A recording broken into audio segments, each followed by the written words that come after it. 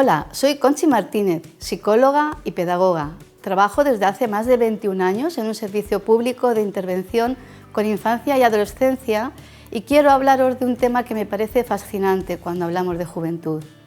¿Es posible la creación de vínculo en el trabajo con jóvenes? ¿Podemos como profesionales realizar acciones que faciliten ese vínculo? Y si es así, ¿cómo puedo hacerlo? Para comenzar, yo te invitaría a pensar en tu experiencia. Seguro que recuerdas algún profesor o profesora, monitor o monitora, entrenador o entrenadora que cuando eras adolescente fue importante para ti. ¿Qué te aportó? ¿Cómo te hacía sentir? La conexión con los otros es un imperativo biológico. Nuestra condición genética nos lleva a la necesidad de crear vínculos también en entornos educativos. Es la relación con un otro significativo lo que posibilita cualquier tipo de aprendizaje.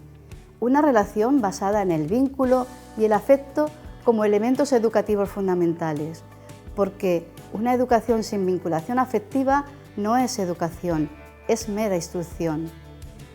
Como trabajadores de juventud, ¿cuáles serían las claves para construir vínculos generadores de aprendizajes significativos? 1. Haz que confíen en ti. Transmite confianza epistémica. Aprendo de aquel o aquella de quien me fío. Como dice Ana Verástegui, aprendemos con otros y de otros, de aquellos en quienes confiamos, en entornos en que nos sentimos seguros. Olvidar esta dimensión social deja cojo el aprendizaje. La confianza epistémica es la posibilidad que una persona tiene de confiar en que la información que recibe de otra persona es relevante y útil para él o ella. ¿Cuándo transmitimos confianza epistémica? Cuando soy una persona disponible y predecible, cuando muestro una actitud abierta y cercana, cuando proporciono una consideración positiva incondicional. Porque recuerda, lo importante no es tanto lo que haces, sino más bien quién eres para el joven o la joven. 2. Utiliza la comunicación consciente. No subestimes el poder de las palabras. Somos las historias que nos contamos, pero también lo que los demás nos cuentan de nosotros mismos. Las palabras pueden construir puentes o levantar muros. Pueden, al igual que la comunicación no verbal, ayudar a impulsar o a destruir. Apuesta por una comunicación consciente, voluntaria, propositiva y sistemática, generadora de un entorno respetuoso desde el que establecer relaciones afectivas positivas. ¿Cuándo realizo comunicación consciente?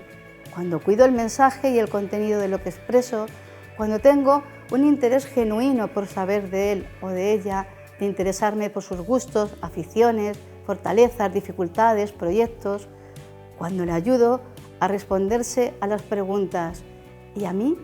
¿Quién me da un lugar en la vida? ¿Para quién soy yo realmente importante? ¿Con quién cuento yo? Recuerda, valemos más por cómo somos que por lo que sabemos, pero sobre todo por lo que sentimos y hacemos sentir al otro. En educación, las 3 S, ser, saber, sentir, cobran un valor excepcional. 3. Ayúdales a sentirse seguros. La confianza en uno mismo crece cuando podemos apoyarnos en los otros. El vínculo nos habla de la predictibilidad, pero también nos transporta al plano de la seguridad. ¿Qué puedo hacer para que el joven o la joven se sientan seguros? Transmite confianza en sus posibilidades. Infunde optimismo sobre su capacidad para influir en su futuro. Mantén altas expectativas y límites razonables sobre él o ella.